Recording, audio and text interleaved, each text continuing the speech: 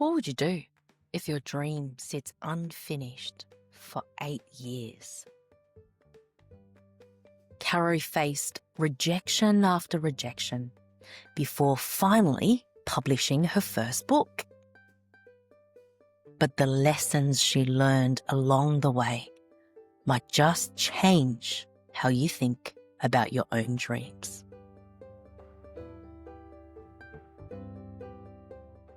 Hello. Hey, Caro. Welcome. Hi, Susan. Great to have you here. So, for those of us who don't know you, can you tell us a little bit about yourself? Well, a little bit about myself. Currently, I have one job, one side hustle, and then one side hustle on the side hustle. So I work for a not-for-profit 4 days a week. I work as an assistant pastor at a local church, and I also run a small business, which is called Supervision. So I help people in my line of work reflect on how they're doing and get better at what they do. Yeah, so that's my job, my side hustle, and my side hustle on my side hustle. You sound like you have a lot of side hustles. I love it. And if you were to write your autobiography, what would that title be and why? Yes, I think I've written a book called Getting Over Yourself, and it's about something completely different, but I think it would also work well as a title for an autobiography. I think in getting over myself, in learning, growing, getting older, learning to take myself not so seriously, that's actually been a really good thing. So in a sense, I have gotten over myself and feel like I'm in a better place to do life well. Love that. And looking back on that journey so far, what has been your most memorable challenge or setback or particular struggle that you've experienced to date? Well, I wanted to share a struggle it isn't a big one. It's certainly not a life or death one, but it was a challenge and I did learn and grow from it. So that's the one I wanted to share today. And it was about my experience writing a book and getting that book published. Wow. Okay. Well, share with us, what was that journey like? Yeah, it was an interesting journey. It came about because I had been working with someone who said to me, you've had a lot of hard experiences in the workplace. Why are you still in this line of work? And they meant it as a genuine question of curiosity. And I thought about it and I said, I think it's because I've got a strong sense of perseverance, a strong streak of perseverance. And they went, no, I think it's because you're flexible and you're willing to change. So that made me realize, okay, I've learned a few things here as I've faced challenges and setbacks. And then a little while later, that person asked me to write a textbook for a Bible college. They wanted to teach the students how to self-reflect and learn and grow from their experiences. And they asked me to write it, which was such a lovely opportunity. And I went, oh, no, I can't do that. And then they went, oh, you probably can. It's probably all just in your head. And I went, okay. So I took a week of leave and I spent a week writing this book. And it was such a joyous week. I got into the flow. I was energized. I was spending over 12 hours a day writing it and I didn't even notice the time. And I had to bribe myself to eat because I was just so in the flow and so enjoying that process of writing this book. And so I got to the end of the week. That was great. Had a draft to go with. But it was interesting that the challenge wasn't so much writing the book. It was actually then taking that next step of getting it published. I wanted to get it published because the students at the Bible college were using it as a PDF.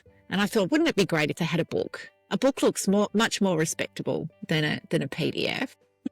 That week of writing happened in, I think I worked out it was about 2017, but it only got published at the beginning of this year. so 2025. So the challenge was actually in getting it published. And I remember saying to someone I knew who had also had a book published, oh, it's finally going to the publisher. And she said to me, you know, you should really celebrate that. That is an amazing journey of patience and perseverance. So she knew what it was like to get a book published and for the challenge that is and the waiting and the patience that you need. So it took you about 8 years to have this book published. Yes.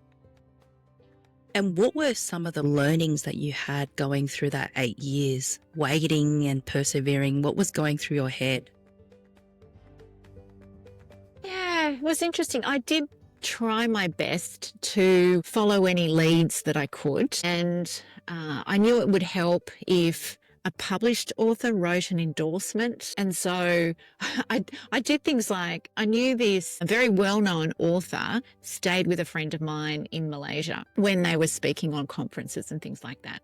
So when she was in Australia, I gave her a copy with a note to this author. Could you please read this? It won't take you long. And then he said to my friend, I'm sorry, I get 500 requests a week for people, from people to read their work. I only do that if they're a published author. And so I thought, I so understand what you're saying, but then how do you get onto that circle of being a published author so that other people will read and endorse your work? So I did my best to think of leads, I guess, to make the book more publishable. I thought about going to some big, well-known publishers, but then I thought there's probably a lot in that space already where my book would be positioned. So again, are they really going to give an opportunity to an unknown author? I thought about self-publishing because anyone can do that these days. But then if you self-publish, then you need to do all the promotional work yourself.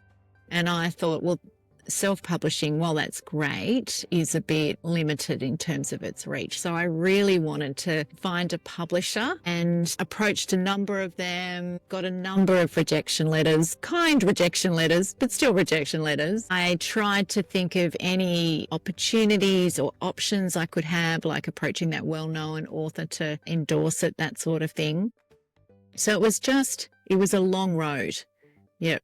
A long road with many, many rejections. And I did at one point come to the place where I thought, well, maybe my book, which I'm personally passionate about, maybe the best it will ever be is a PDF at a Bible college that some students can use. And so I then had to work at, I guess, accepting that and dealing with the disappointment of I wanted this book out there because I believe in the content, and yet it might not actually get out there. Thanks for sharing, Caro. So it sounds like it took you about 8 years of persevering, and it sounds like you've tried different ways of getting that published. And sounds like, you took on opportunities like leads, writing to published authors. And it sounds like you've tried a lot of different things. Looking back, what do you think kept you going? Would it be helpful to share how it actually ended up getting published? Yeah, Would sure. that be helpful? Yeah, absolutely. Yeah, because it's quite interesting. There was an editor of a publishing company who'd looked at it, and he must have left it lying around or something like that, or maybe he was talking about it with his wife. But she said, that just sounds like a really useful book. And so this one editor went, oh, okay, yes, perhaps we can make something of this. And that was the start of the journey to becoming published. But even then, there had to be changes in order to make it publishable, that sort of thing. Yeah. So it was still even when there was a green light, it was still a journey and things that needed to be negotiated until it finally became a printed book. And looking back, would there have been anything that you would have done differently?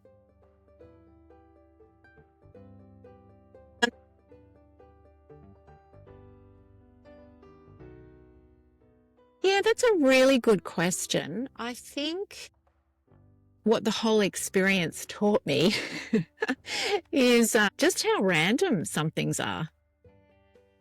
It was, I happened to be in the right place with the right experience to be asked to write it in the first place. And then it was just another opportunity when one publisher saw the potential of it. And, it was able to be green lighted from there. So I think that's one thing I've learned of how much of life is actually outside of our control. So it's got me thinking about how do you invest in something that you care about, but also hold it lightly. Because I can put effort into things, I can really invest in them, but there are so many things that are actually outside of my control, like whether a publisher will actually pick up my book and run with it. So that's got me thinking about that whole process and how do you wait well? Because you can wait with frustration and you can wait with disappointment and despair, and you can even give up.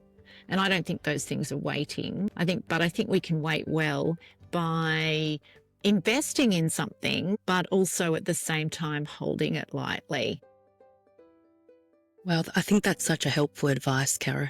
That's really helpful. I think sometimes we forget that the effort that we do put in might not necessarily give us the results that we were expecting. And I think given that you've persevered in that last 8 years, I think the fact that you were waiting well, that opportunity eventually actually eventuated for you. So that's really great.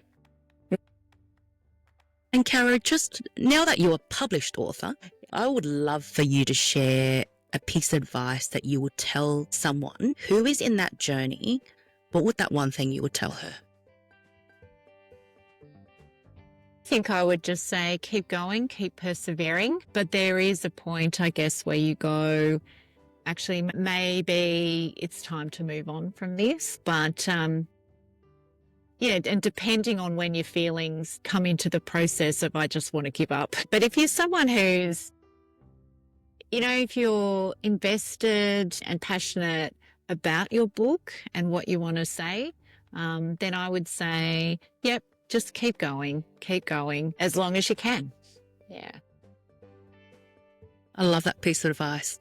Keep going if you're in it, but if you would like to give up and if your emotions are really affecting you, and it's also okay to give up. And it's interesting. I think being able to hold something lightly helps with that. See, what I mean by that is I could have looked at this book as a way of giving me purpose and meaning in life. Once I get these ideas out there, isn't that great? And now I've got this possibility of making a difference. Isn't that great? So I could have looked at it as that. But the problem is when we look for meaning and purpose in achievements or relationships, things like that, it's very unstable and fickle. I can't force a publisher to publish my book, for example. So I think for me as a follower of Jesus, that's what really helped here, because my relationship with Jesus actually gives me meaning and purpose. And so that means things like getting a book published. Well, that's a nice addition to life, but that's all that it is. The book doesn't actually have to have that extra pressure of making meaning for me in my life. I've already got that. And so I can just be free to enjoy the book's success or not. That's actually okay. So I think that really, for me, helps me to hold things lightly, knowing that my purpose and meaning in life is found in things that are unshakable rather than something that, would be nice to have, but Yeah. Awesome. Thank you so much for sharing with us, Caro, from your journey of publishing a book and the perseverance you went through, and also what kept you, your meaning and your purpose in Jesus Christ that kind of kept you from holding these achievements lightly, but also waiting well in the process, but also persevering at the same time because you truly believe in the book. Thanks for sharing with us, Caro. I'm sure you'll benefit someone who's currently in that journey of thinking about starting to write a book or looking to actually getting that book published. Thanks so much for coming on, Caro. Thanks for having me, Susan. The one thing I'm taking away from Caro's story is this. Sometimes we fight so hard for a dream that we forget how much of it is actually outside of our control.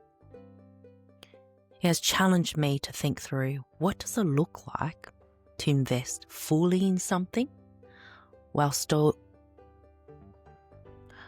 holding the outcome lightly? For me, my faith in Jesus already gives me meaning and purpose in life. That means everything else is just a beautiful bonus. If Caro's story encouraged you, hit subscribe so you don't miss the next real raw conversation with everyday women. Until next time, bye for now, friends.